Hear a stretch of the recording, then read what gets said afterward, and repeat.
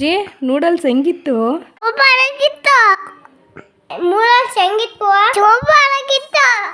Noodles ಮಾಡ್ಕೊಡಿ mummy. Noodles ಬೇಕಾ ಪಾಪು?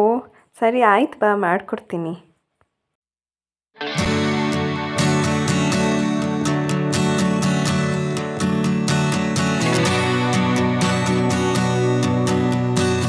ಹಾಯ್ ಎಲ್ರಿಗೂ, ವೆಲ್ಕಮ್ ಬ್ಯಾಕ್ ಟು ಯದುವನ. ಇವತ್ತು ಬೆಳಗ್ಗೆ ಎದ್ದ ತಕ್ಷಣ ಮಕ್ಕಳು ನೂಡಲ್ಸ್ ಮಾಡಿಕೊಡಿ ಅಂತ ಕೇಳ್ತಾಯಿದ್ರು. ಸೊ ಅವ್ರಿಗೆ ಅಂತ ನೂಡಲ್ಸ್ ಮಾಡ್ತಾಯಿದ್ದೀನಿ. ತುಂಬ ಈಸಿಯಾಗಿ ಮತ್ತು ತುಂಬ ಟೇಸ್ಟಿಯಾಗಿ ಮಾಡೋದು ಹೇಗೆ ಅಂತ ಇವತ್ತು ಕಲ್ತ್ಕೊಳ್ಳೋಣ. ಈ ರೀತಿ ಮಾಡಿದ್ರೆ ಒಂದು 10 ನಿಮಿಷನಲ್ಲೆಲ್ಲ ನೂಡಲ್ಸ್ ರೆಡಿಯಾಗಿ ಹೋಗುತ್ತೆ. ಇವತ್ತು ಮಕ್ಳಿಗೆ ಇಷ್ಟ ಆಗಿರೋ ತರಕಾರಿ ಮಾತ್ರ ಹಾಕಿ ಮಾಡ್ತಾಯಿದ್ದೀನಿ. ಮುಂದೆ ಇನ್ನೊಂದು ದಿವಸ ಎಲ್ಲ ಥರ ತರಕಾರಿನೂ ಹಾಕಿ ಹೇಗೆ ಮಾಡೋದು ಅಂತಂದ್ಬಿಟ್ಟು ಕಲ್ತ್ಕೊಳ್ಳೋಣ. ಮೊದಲಿಗೆ ಸ್ಟವ್ ಆನ್ ಮಾಡಿ ಒಂದು ಪಾತ್ರೆ ಇಟ್ಕೊಂಡು ನೂಡಲ್ಸ್ ಬೇಯೋಕ್ಕೆ ಸಾಕಾಗುವಷ್ಟು ನೀರನ್ನು ಹಾಕೋತಾ ಇದ್ದೀನಿ.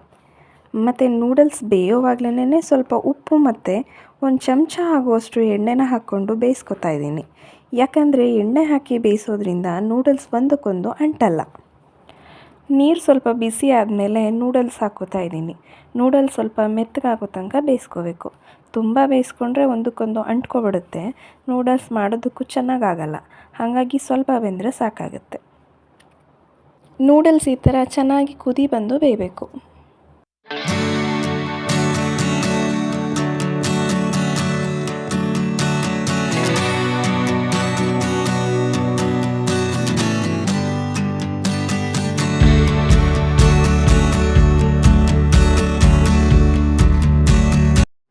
ಈಗ ನೂಡಲ್ಸ್ ಬೆಂದಿದೆಯಾ ಇಲ್ವಾ ಅಂತ ಚೆಕ್ ಮಾಡ್ಕೋತಾ ಇದ್ದೀನಿ.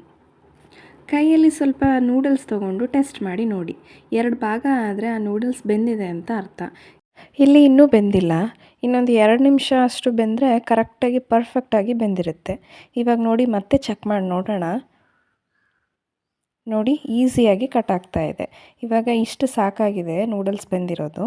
ಈಗ ನೆಕ್ಸ್ಟ್ ಪ್ರೊಸೀಜರ್ ಏನು ಅಂತ ನೋಡೋಣ. ಇವಾಗ ಸ್ಟವ್ ಆಫ್ ಮಾಡಿಕೊಂಡು ನೂಡಲ್ಸ್ನ ಸೋಸ್ಕೋತಾ ಇದ್ದೀನಿ. ನೂಡಲ್ಸ್ ಸೋಸೋವಾಗ ಸ್ವಲ್ಪ ಮೇಲೆ ತಣ್ಣೀರು ಹಾಕೋಬೇಕು. ಯಾಕಂದರೆ ಹಾಗೇ ಇಟ್ಟರೆ ಬಿಸಿಗೆ ನೂಡಲ್ಸ್ ಎಲ್ಲ ಅಂಟ್ಕೊಬಿಡುತ್ತೆ. ಹಾಗಾಗಿ ನೂಡಲ್ಸ್ ಮೇಲೆ ತಣ್ಣೀರು ಹಾಕೋಬೇಕು. ಇವಾಗ ಸ್ವಲ್ಪ ಹೊತ್ತು ನೀರೆಲ್ಲ ಸೋರೋಕ್ಕೆ ಇಟ್ಕೋತಾ ಇದ್ದೀನಿ. ನೀರೆಲ್ಲ ಸೋರಿದ ನಂತರ ನೂಡಲ್ಸ್ ಈ ಥರ ಉದ್ರುದ್ರಾಗಿ ಕಾಣಿಸುತ್ತೆ. ಅದಕ್ಕೇ ಯಾವಾಗಲೂ ನೂಡಲ್ಸ್ ಬೇಯಿಸುವಾಗ ಎಣ್ಣೆ ಕಂಪಲ್ಸರಿ ಹಾಕಲೇಬೇಕು. ಮತ್ತು ಸೋರಾಕಿದ ನಂತರ ತಣ್ಣೀರು ಹಾಕಬೇಕು ಮೇಲ್ಗಡೆ. ಆವಾಗ ಒಂದಕ್ಕೊಂದು ಅಂಟ್ಕೊಳ್ಳಲ್ಲ. ನೂಡಲ್ಸ್ ಮಾಡೋಕ್ಕೆ ಯಾವ್ಯಾವ ಪದಾರ್ಥಗಳು ಬೇಕು ಅಂತಂದರೆ, ಒಂದು ಹಸಿಮೆಣಸಿಕಾಯಿ ತೊಗೊಂಡಿದ್ದೀನಿ. ಒಂದೇ ಒಂದು ತೊಗೊಂಡಿದ್ದೀನಿ, ಮಕ್ಳಿಗೆ ಮಾಡ್ತಿರೋದ್ರಿಂದ ಖಾರ ಹೆಚ್ಚಾಗುತ್ತೆ ಅಂತ ಹೇಳಿ. ಒಂದು ಸಣ್ಣಕ್ಕೆ ಹಚ್ಚಿಟ್ಕೊಂಡಿರೋ ಟೊಮೊಟೊ ತೊಗೊಂಡಿದ್ದೀನಿ. ಮತ್ತು ಒಂದು ಸಣ್ಣದಾಗಿ ಹಚ್ಚಿಟ್ಕೊಂಡಿರೋ ಒಂದೇ ಒಂದು ಈರುಳ್ಳಿ ತೊಗೊಂಡಿದ್ದೀನಿ. ಎಲೆಕೋಸು ಅದನ್ನು ಕೂಡ ಸಣ್ಣಕ್ಕೆ ಹಚ್ಚಿಟ್ಕೊಂಡಿದ್ದೀನಿ. ಕ್ಯಾರೆಟ್ ಅದು ಕೂಡ ಸಣ್ಣದಾಗಿ ಉದ್ದವಾಗಿ ಹಚ್ಚಿಟ್ಕೊಂಡಿದ್ದೀನಿ. ಸಣ್ಣದಾಗಿ ಹೆಚ್ಚಿರೋ ಕೊತ್ತಂಬರಿ ಸೊಪ್ಪು, ಮುಂಚೆನೇ ಬೇಯಿಸ್ಕೊಂಡಿದ್ವಲ್ಲ ಅದೇ noodles, red chilli sauce, 1 to 3 noodles masala, soya sauce, ರುಚಿಗೆ ಎಷ್ಟು ಬೇಕೋ ಅಷ್ಟು ಉಪ್ಪು, 1-2 ಚಮಚದಷ್ಟು ಎಣ್ಣೆ. ಇವಾಗ ಮತ್ತೆ ಸ್ಟವ್ನ ಆನ್ ಮಾಡಿಕೊಂಡು ಒಂದು ಪಾತ್ರೆ ಕಾಯೋಕ್ಕೆ ಇಟ್ಕೋತಾ ಇದ್ದೀನಿ. ಆ ಪಾತ್ರೆಗೆ 1-2 ಚಮಚದಷ್ಟು ಎಣ್ಣೆ ಹಾಕ್ಕೋತಾ ಇದ್ದೀನಿ. ಮತ್ತು ಹಸಿಮೆಣಸಿಕಾಯಿ ಹಾಕಿ ಸ್ವಲ್ಪ ಹುರ್ಕೋತಾ ಇದ್ದೀನಿ. ಹಸಿಮೆಣಸಿಕಾಯಿನ ಮೊದಲೇ ಎಣ್ಣೆಲಿ ಹಾಕಿ ಹುರಿಯೋದ್ರಿಂದ ಖಾರ ಕೂಡ ಕಮ್ಮಿ ಆಗುತ್ತೆ. ಹಾಗಾಗಿ ಮೊದಲೇ ಹಸಿಮೆಣಸಿಕಾಯಿ ಹಾಕ್ಕೊಂಡು ಹುರ್ಕೋಬೇಕು. ಇವಾಗ ಸಣ್ಣದಾಗಿ ಹಚ್ಕೊಂಡಿರುವಂಥ ಈರುಳ್ಳಿ ಹಾಕ್ಕೋತಾ ಇದ್ದೀನಿ. ಈರುಳ್ಳಿನ ಸ್ವಲ್ಪ ಕಲರ್ ಚೇಂಜ್ ಆಗುವಷ್ಟು ಹುರ್ಕೋತಾ ಇದ್ದೀನಿ.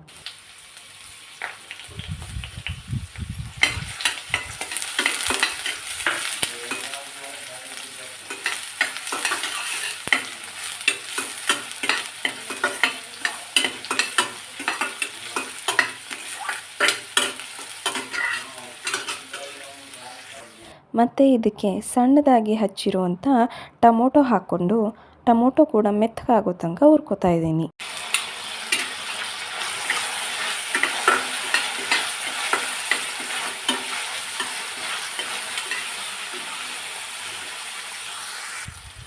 ಇವಾಗ ಸಣ್ಣದಾಗಿ ಹಚ್ಚಿಟ್ಕೊಂಡಿರೋ ಎಲೆಕೋಸನ್ನ ಸೇರಿಸ್ಕೋತಾ ಇದ್ದೀನಿ. ಎಲೆಕೋಸನ್ನು ಸಹ ಸ್ವಲ್ಪ ಮೆತ್ತಗಾಗೋ ತನಕ ಹುರ್ಕೋತಾ ಇದ್ದೀನಿ.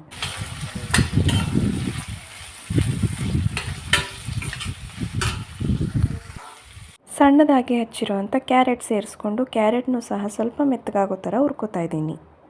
ಇವಾಗ ಸೀಸನ್ ಇರೋದರಿಂದ ಹಸಿ ಬಟಾಣಿ ಸಹ ಹಾಕ್ಕೋಬೋದು.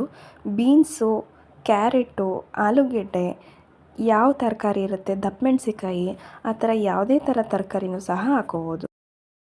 ಇವಾಗ 1 ಸ್ಪೂನ್ ಅಳತೆನಲ್ಲಿ ಸೋಯಾ ಸಾಸ್ ಸೇರಿಸ್ಕೊತಾ ಇದ್ದೀನಿ. ಅದೇ ಸ್ಪೂನ್ ಅಳತೆನಲ್ಲಿ ರೆಡ್ ಚಿಲ್ಲಿ ಸಾಸ್ ಸೇರಿಸ್ಕೊತಾ ಇದ್ದೀನಿ. 1 ಟೇಬಲ್ ಸ್ಪೂನ್ ಅಳತೆನಲ್ಲಿ 1 to 3 ನೂಡಲ್ಸ್ ಮಸಾಲನೂ ಸಹ ಸೇರಿಸ್ಕೊತಾ ಇದ್ದೀನಿ. ಇವಾಗ ಎಲ್ಲನೂ ಸೇರಿಸಿ ಆದಮೇಲೆ ಒಂದೊಳ್ಳೆ ಮಿಕ್ಸ್ ಕೊಟ್ಕೊಳ್ಳೋಣ.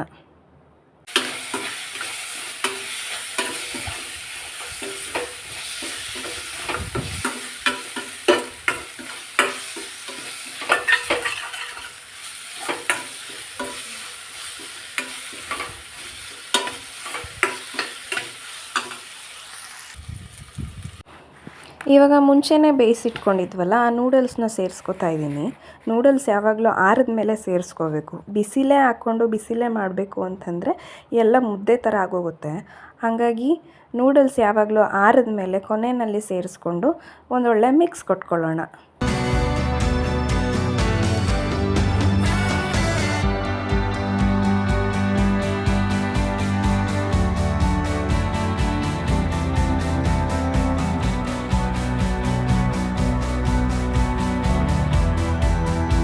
ಒಂದು ಸ್ವಲ್ಪ ರುಚಿ ಹಾಕ್ಕೋತಾ ಇದ್ದೀನಿ.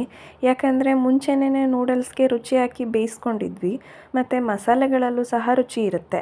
ಹಾಗಾಗಿ ಒಂದೇ ಒಂದು ಚೂರು ರುಚಿ ಹಾಕ್ಕೊಂಡು ಒಂದೊಳ್ಳೆ ಮಿಕ್ಸ್ ಕೊಡ್ತಾ ಇದ್ದೀನಿ.